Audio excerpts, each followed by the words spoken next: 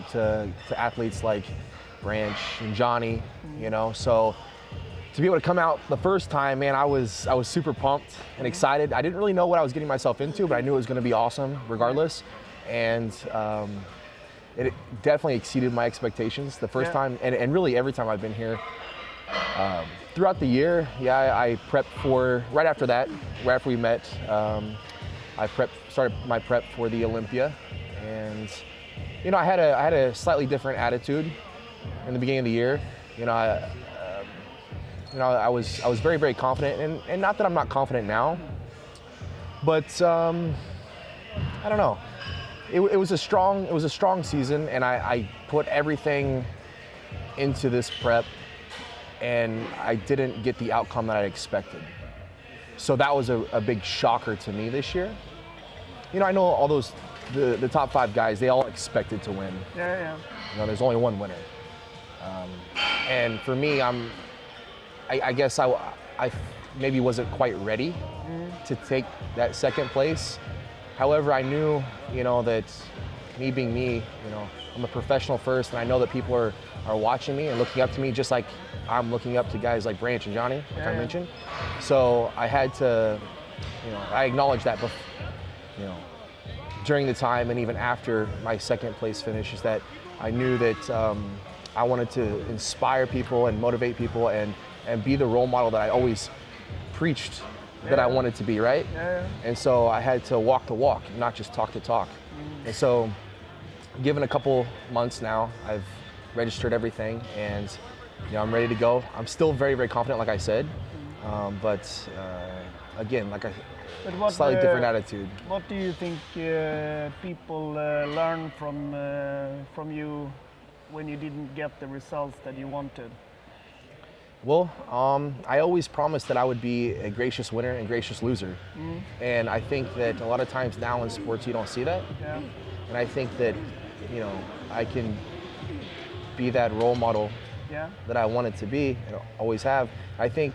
But you have to work harder for that than you expected. You definitely have to prepare yourself mentally to beforehand. Like I wasn't expecting the second place, but I knew no matter what the outcome would be, how I would react, and because of who I am. Right? And in moments like that, your true colors shine. And it took me several years of being a wrestler going into being a bodybuilder. I had this much more arrogant attitude. And as I came up the ranks in bodybuilding, it actually kind of humbled me, you know, knowing that people were watching me, and you know, I needed to lead by example. And so no matter what happened, if I was to win, I would be very gracious to all my competitors and everyone else. If I were to lose, same thing. So I had to pound that in my head before I ever even turned pro. So, but you had to work. It was the toughest thing I've been through, maybe ever. I could say.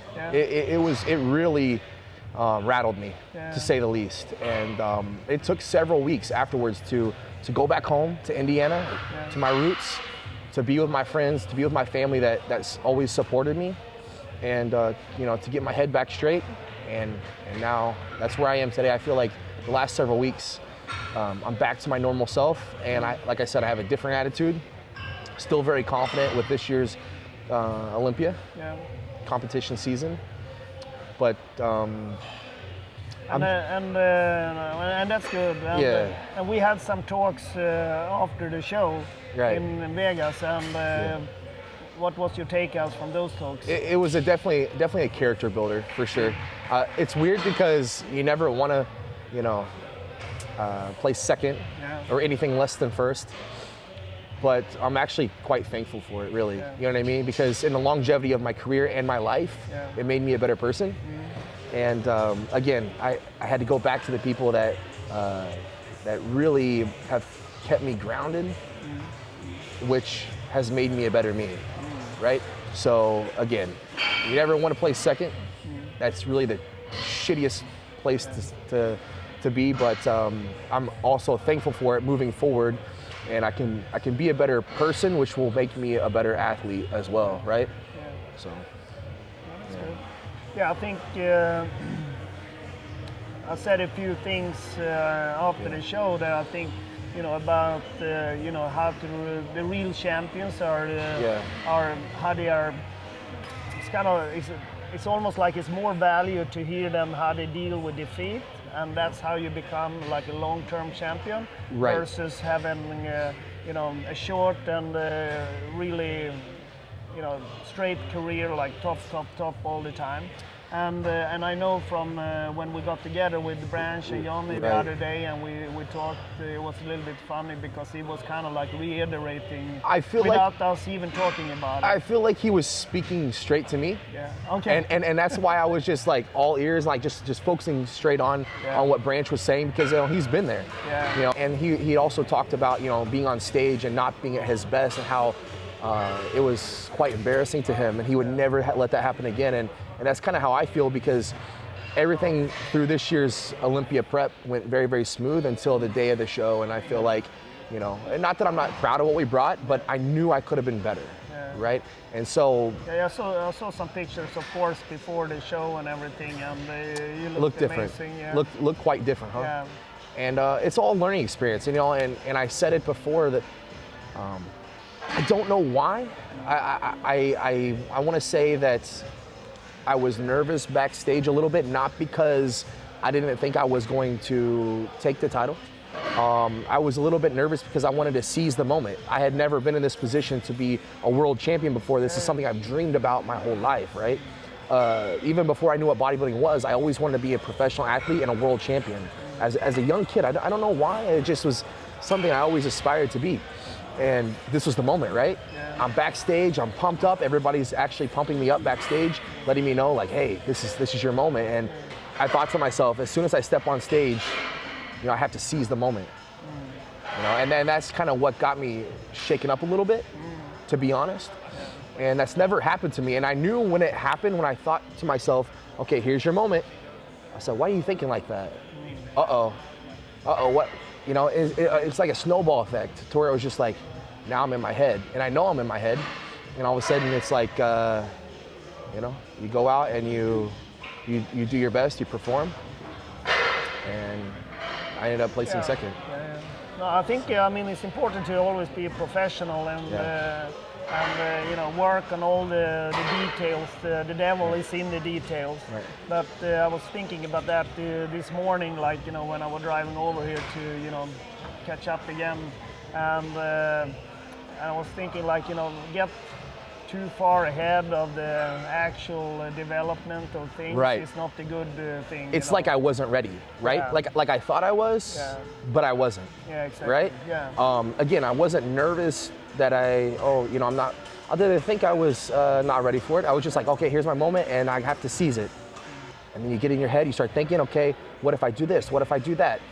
Questioning things. Like, why do you have to question things? You did everything you were supposed to do. Yeah. Now you just go do it. You just go on stage. You just do your best. That's it. And I think that's what I said about. I'm not any more or less confident in myself. I just have a different attitude. I don't.